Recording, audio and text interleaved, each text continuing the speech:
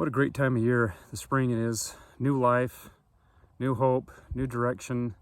What a great time of year to reflect on all that God has given us and does continue to give us through his son and the example that he brought and the hope that he gives and the peace.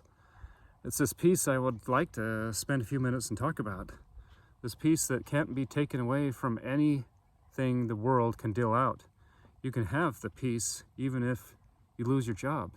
You can have the peace even if you go through a divorce, or if you lose a son or daughter unexpectedly, or if you lose your health. The peace that can't be taken away. It's a peace that comes at great cost, and also we must give everything that we have to follow him in order to have that same peace. The Lord will speak peace to your mind and to your heart. It doesn't matter how distant you feel right now from him. It doesn't matter how discouraged you feel or how hopeless, unworthy, overwhelmed. I've been there. I've been in that dark, dark night where it feels like there is no tomorrow.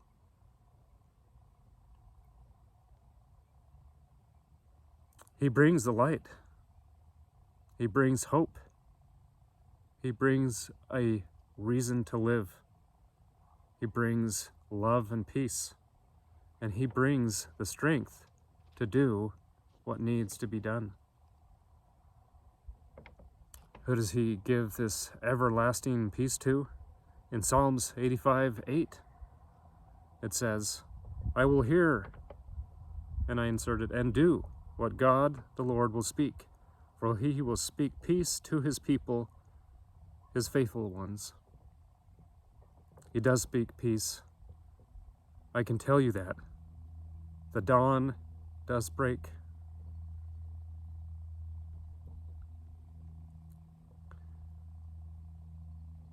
You are stronger than anything that the world can bring at your doorstep. You are strong because you put your strength in him.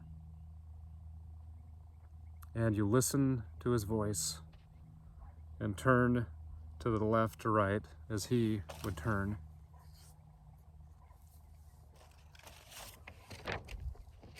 There's another scripture in the Old Testament, Isaiah 9, verse 6.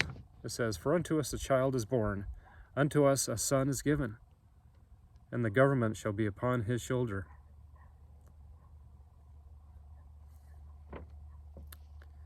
And his name shall be called Wonderful, Counselor, the Mighty God, the Everlasting Father, the Prince of Peace. And it's this last title and this last name I'd like to spend a few minutes, like I said, and talk to you about this Prince of Peace. Why was he called the Prince of Peace? He administers peace. Following his words can bring you peace and hope and love and joy.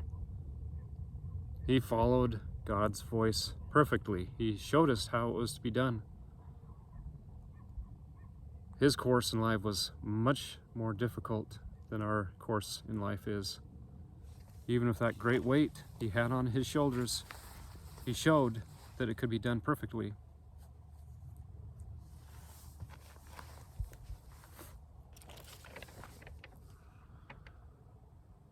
So he does speak peace to those that follow his words. You can't have that peace and be out of alignment with what he says and does. Turn and face him. That's the first step. Evaluate your life. How do you believe he would live your life in your place? How are you living your life? Are there differences? Here are things that I think, here are things that I do, here are the things that I say. Everything needs to be looked at I have to continually redirect and refocus to better align myself. It's all about giving up what you think, what you feel, what you do, why you do it, and saying, Lord, I can't do it this way anymore. It doesn't work. The ways that I've been trying to do it lead to a dead end. It's not right. It's messed up. Jesus, teach me what you think. Teach me how you feel. What do you think? What would you do? And then give me the strength to do it. Take the very first small step. Evaluate. Notice and make note of the differences. Make plans. Work on the biggest thing first. But sometimes to overcome discouragement, just start with the very, very easiest thing. What can I do today?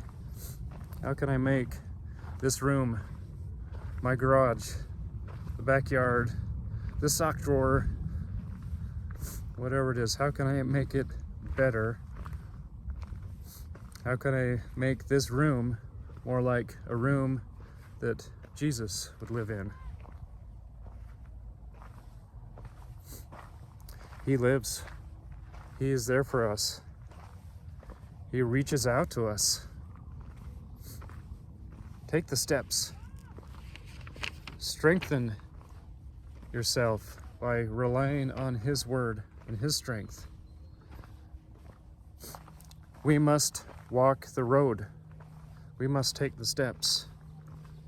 He's walking with us, giving us encouragement, giving us strength, giving us direction as we take those steps. Turn and face Him. Reach out to Him.